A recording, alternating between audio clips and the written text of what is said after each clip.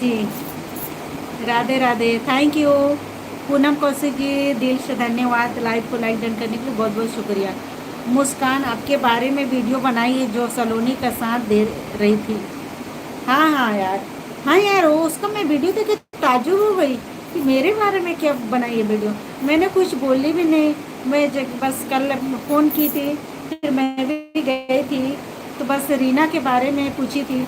मैं बोली रीना से क्यों मिली यार, तुमको नहीं मिलना चाहिए। जब सलोनी का सपोर्ट कर रही हो तो रीना से क्या ज़रूरत है तुमको मिलने की। मुस्कान, रीना काजल लोग से क्या ज़रूरत है तुमको करने की। सरिता मैडम और विनोद भैया के नज़र के सामने से गिर गई, मार के भगाए। मैं बोली अच्छा करना चाहिए ना, वहाँ गई थी तो अच्छा करो जा, ताकि लगे कि कुछ है ऐसे करके। तो फिर बाद में देख रही हूँ आज वीडियो में उसका देखी ब्लॉग, तो मेरे बारे में वीडियो बनाई है यार। मेरा दिमाग तो सरक गया। फिर मैंने भी दी।